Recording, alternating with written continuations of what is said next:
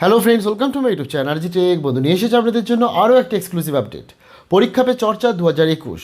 বুধবার corona virus অতিমারির আবহে প্রধানমন্ত্রী ভার্চুয়ালি এই কর্মসূচি পালন করলেন। কথা বললেন ছাত্র ছাত্রী, শিক্ষক শিক্ষিকা এবং অভিভাবকদের সঙ্গে। কি বললেন প্রধানমন্ত্রী, কী কথা হলো, তার কিছু কিছু ইম্পর্টেন্ট পার্ট শেয়ার করতে চলে এলাম আজকের এই ভিডিওটাতে।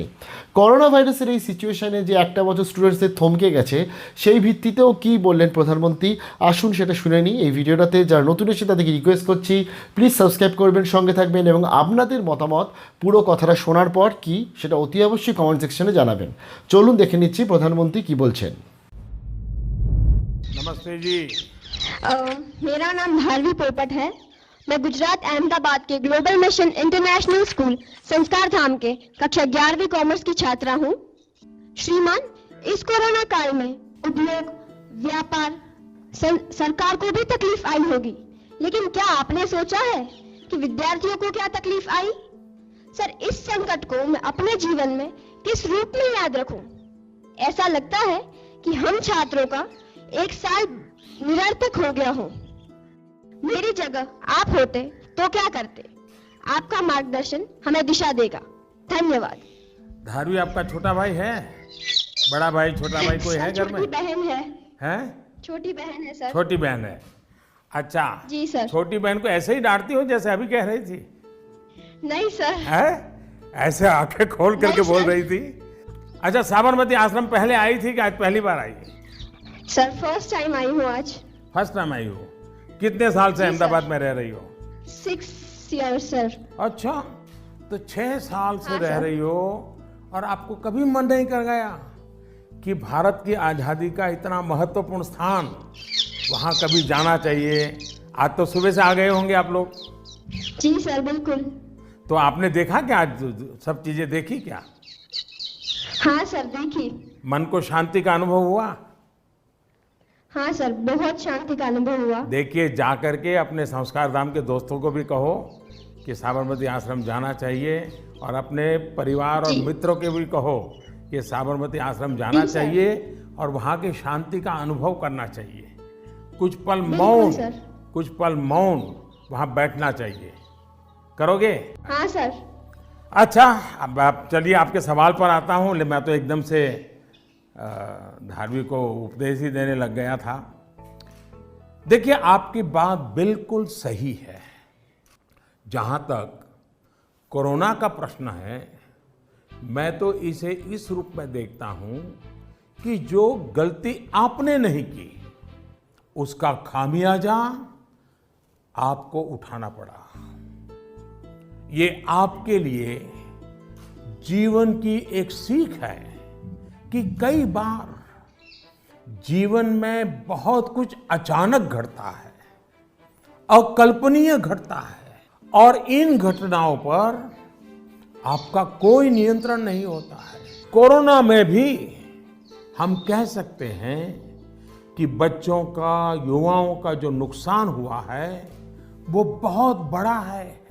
बचपन के लिए तो 1 साल का नुकसान बड़ी इमारत की नींव में एक खालीपन जैसा है। इस कमी को भरना आसान नहीं है। स्कूल एज मतलब हंसना, खेलना, मिट्टी में खेलना, मिट्टी उछालना, गर्मी, सर्दी, बरसात, हर चीज का आनंद, दोस्तों के साथ, क्लासरूम में, टीचर के साथ गप्पे मारना, बातें करना, घर की छोटी सी भी घटना अरे चारों दौर एकदम से बता देना, उनके बीच रहना, ये सब जीवन की विकास यात्रा के लिए बहुत अनिवार्य होता है। इन सब चीजों से आप सहज ही कितना कुछ सीख सकते हैं। आपको भी लगता ही होगा, कोरोना काल के पहले का समय आप याद करते होंगे तो सोचते होंगे कि कितना कुछ मिस किया है। लेकिन कोरोना काल में अगर काफी कुछ खोया है तो बहुत कुछ पाया भी है। कोरोना की सबसे पहली सीख तो यही है कि आपने जिस चीज को जिन जिन लोगों को मिस किया, उनकी आपके जीवन में कितनी बड़ी भूमिका है, ये इस कोरोना काल में ज्यादा पता चला है। आपको इस बात का एहसास हुआ कि किसी को भी फॉर ग्रांटेड नहीं लेना चाहिए। खेलकूद हो, स्कूल में फिजिकल क्लासेस हो, या फिर आपके घर के पास सब्जी बेचने वाले, कपड़े प्रेस करने वाले, पास के बाजार के दुकानदार, जिन लोगों को, जिन बातों को आपने रूटीन समझ लिया था, उनका जब मिस करते हैं तब उनका सबका महत्व हम सबको अनुभव होता है, आपको भी पता चला है। इसलिए इस दिशा में आपको लगातार जागरूक रहना चाहिए और लाइफ लॉन्ग इस लेसन को याद रखना चाहिए। कोरोना के बाद भी इन चीजों की उपेक्षा नहीं करनी चाहिए। वहीं आपको यह भी याद रहना चाहिए, जीवन को सच्चे अर्थ में जीने के लिए कितनी कम चीजों की जरूरत होती है। दूसरा, इस एक साल में आपको कहीं ना कहीं जाने अनजाने में आपको खुद के भीतर झोंकने का, खुद को जानने का एक अवसर भी मिला होगा। कोरोना काल में एक और बात ये भी हुई है कि हमने अपने परिवार में एक दूसरे को ज्यादा नजदीकी से समझा है। कोरोना ने सोशल डिस्टेंसिंग के लिए मजबूर किया, लेकिन परिवारों में इमोशनल बॉन्डिंग को भी इसने मजबूत किया है। कोरोना काल ने यह भी दिखाया है कि एक संयुक्त परिवार की ताकत क्या होती है। घर के बच्चों के जीवन निर्माण में उनका कितना रोल होता है। मैं चाहूंगा कि सोशल साइंस के लोग, हमारी यूनिवर्सिटीज इस पर रिसर्च करें, कोरोना काल के फैमिली लाइफ पर स्टडी करें, कैसे इस संकट से मुकाबला करने में संयुक्त परिवार ने समाज को ताकत दी। इस पहलू को खंगाले। कोरोना आने के बाद ये जो आयुर्वेदिक काढ़ा, पौष्टिक भोजन, साफ सफाई, इम्यूनिटी, ऐसे अनेक महत्वपूर्ण विषयों पर हम सबका ध्यान गया है। इन सब के लिए लोगों ने जो जो किया, वो अगर पहले से करते आ रहे होते तो शायद परेशानी इससे भी कम होती। लेकिन अच्छा है, अब ये बदलाव लोगों ने अपने जीवन में शामिल कर लिया है, और इसलिए मैं यही कहूंगा, ये बहुत बड़ी बात है कि परिवार के बच्चे ऐसे गंभीर पहलुओं पर सोच रहे हैं, बात कर रहे हैं। धन्यवाद बेटा, धन्यवाद। Namaste, sir. नमस्ते। I am Shreyan Roy of class 10. I study in Central Model School, Barakpur, Kolkata. Sir, in the exam season, what scares us more is that what happens after exam. What will happen if our result does not come so good? Is failure in examination is actually the failure in our life too? अरे यार, ऐसा कैसे सोचते हो, हैं? अगर आप exam warrior किताब पढ़ते तो ये सारे सवालों के जवाब आप खुद ही लोगों को दे देते।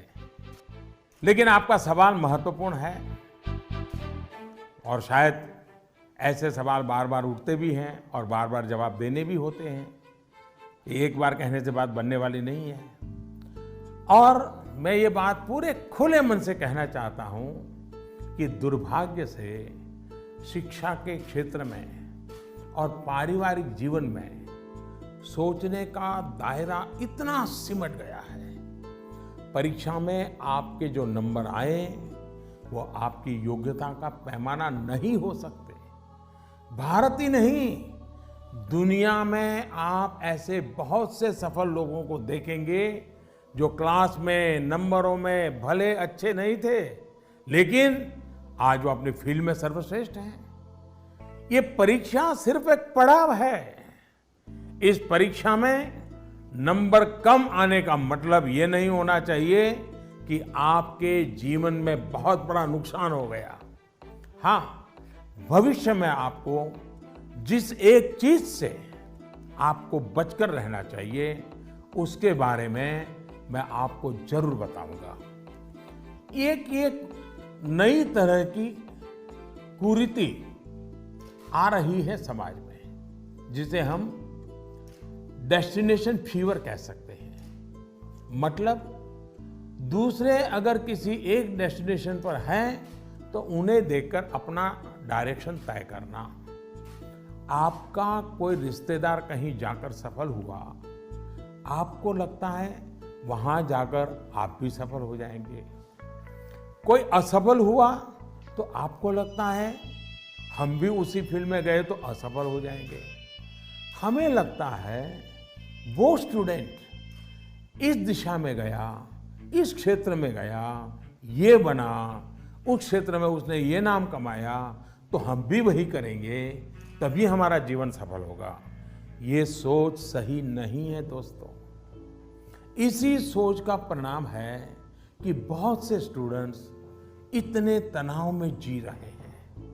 आप जो पढ़ते हैं वो आपके जीवन की सफलता और विफलता का पैमाना सिर्फ यही एकमात्र नहीं हो सकता। आप जो जीवन में करेंगे वो आपकी सफलता और असफलता को तय करेंगे। आप लोगों के प्रेशर, सोसाइटी के प्रेशर, माता पिता के प्रेशर, इन सब से बाहर निकलिए। हमें पोटेंशियल को जानने के लिए मैदान में कूदना ही पड़ता है। मुझे लगता है कि आपको अपना जवाब मिल गया होगा।